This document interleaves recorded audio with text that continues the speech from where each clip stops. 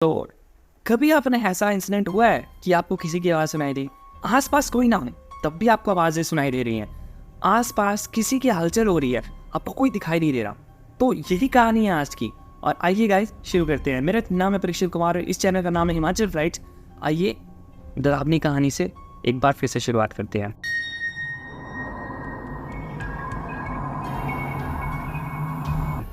ये कहानी मुझे मेरे दोस्त ने बताई। एक्चुअली उसके साथ हुआ क्या था कि वो काफ़ी ज़्यादा डर गया था उस इंसिडेंट के बाद, और ये इंसिडेंट हुआ था उसके साथ 2020 में।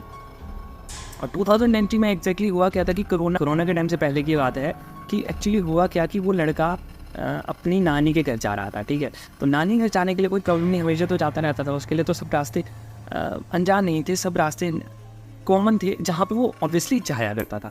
पर एक इंसिडेंट वो मुझे सुनाता है कि उसके साथ हुआ। उस दिन वो थोड़ा सा अपनी मम्मा के साथ जा रहा था नानी के घर, तो उसे कुछ ज़्यादा एक्साइटमेंट थी उस दिन, क्योंकि उस दिन मामा का बेटे का बर्थडे था, तो सब जल्दी जल्दी आने वाले थे। तो मम्मी ने गुलगुले वगैरह बनाए हुए थे और प्रसाद वगैरह बना के ले चली हुई थी। तो उस दिन काफ़ी ज़्यादा एक्साइटमेंट वाला डे था, तो वो जा रहा था। अब क्या होता है कि रास्ते में उनकी बस जो है ना वो एक मोड़ पे स्टॉप हो जाती है, क्योंकि वही मोड़ उनका बस स्टॉप था।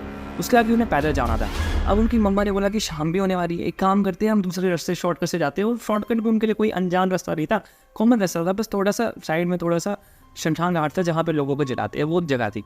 तो उनके लिए वो कॉमन जगह थी और वो जाया करते थे, ऑब्वियसली जाया करते थे, बहुत लोग जाते थे, तो उसके लिए भी ये नॉर्मल थी। तो अब क्या हुआ, वो चलते गए रास्ते में चलते गए। अब एक पॉइंट आता है जब उसको लगता है वॉशरूम, बोलता है मम्मा मुझे वॉशरूम जाना है, मुझे टॉयलेट लगा है, मुझे टॉयलेट जाना है। तो मम्मी ये बोला यार मैं लेट हो रही हूँ, एक काम कर तू करके आ, मैं निकलती हूँ। मम्मी रास्ते से चलेगी मम्मी दूर हो गई, उसकी दिखाई नहीं दी। अब वो छोटा बच्चा यार, थोड़ी शर्म वगैरह भी आती है, तो वो उसने किया कि मम्मी को जाने दिया और उस जगह पे खड़ा हो गया पेशाब करने के लिए। जैसे जैसे वो सुसु करे तो उसे वहाँ से आवाज़ें आने लग पड़ी, किसी के रोने की, किसी के चिल्लाने की। वो सोचे कि कोई रो रहा है कि क्या हो रहा है, उसको कुछ भी नहीं समझ में आया।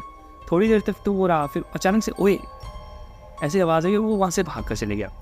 उसने मम्मा को नहीं बताया अपनी कि उसके साथ ये सब घटनाएं घटी है। वो चुपचाप से घर चला गया और वहाँ पे बैठ के प्रसाद आया और बर्थडे सेलिब्रेट किया। तो उसके लिए कुछ वो नई बात नहीं थी, मतलब उसने इग्नोर ये सब चीज़ें, क्योंकि वो छोटा बच्चा था। उसने सोचा कि मम्मी पता नहीं कैसे रिएक्ट करेगी, है मम्मा को क्या बोलूँगा मैं, क्या बोलूँगा मैं। तो उसने कुछ भी ऐसे मतलब ऐसे रेंडमाइज नहीं किया उसने, चलो होता है चलो, उसने कुछ ज़्यादा नहीं बोला, उसने कुछ नहीं सोचा। तो वो थोड़ा बड़ा भी हो गया था, तो उसने बोला कि मम्मा को क्यों प्रेशर देना, मम्मा खामखा डर जाएंगी।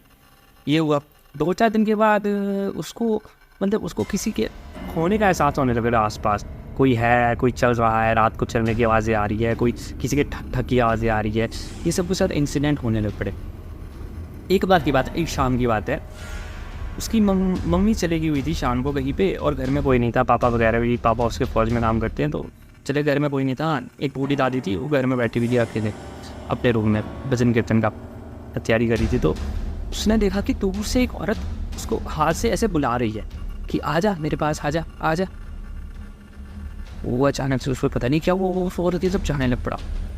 जैसे 1 कदम बढ़ाया, 2 कदम बढ़ाया, 3 कदम बढ़ाया, उसको पता नहीं, उसको सुबह नहीं रही कि भाई कहाँ जा रहा हूँ मैं, कि क्या कर रहा हूँ मैं, कुछ सुबह नहीं रही। वो चले जा रहा है, दूर से औरत हाथ दे रही है बड़ी दूर से, उसे वो लग रहा है। अचानक से रास्ते में मंदिर की घंटी बजती है, शाम का टाइम था, पूजा का टाइम था, घंटी बजती, उसको होश आता है ये क्या हुआ, मैं किधर जा रहा हूँ, ठीक क्या रहा है। दौड़ के घर आया और बेड में छुप गया और रोने लग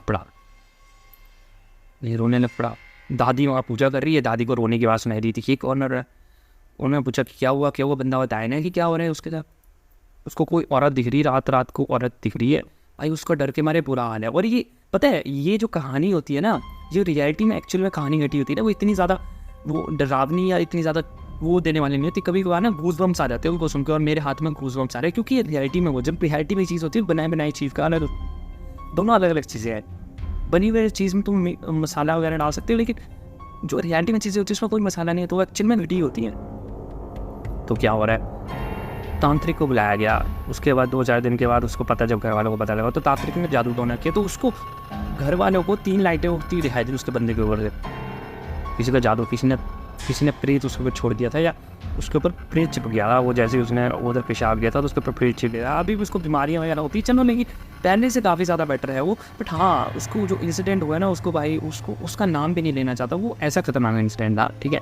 और ये कहानी कोई बनी बनाई नहीं है, बनी बनाई कहानी होती ना तो मैं खुद भी तुम्हें कुछ और एक्स्ट्रा बना के सुनाता। बट जो रियलिटी है वो रियलिटी है ना, आप रियलिटी को तुम कैसे डिक्लाइन कर सकते हो। सो कैसी लगी मेरी कहानी मेरे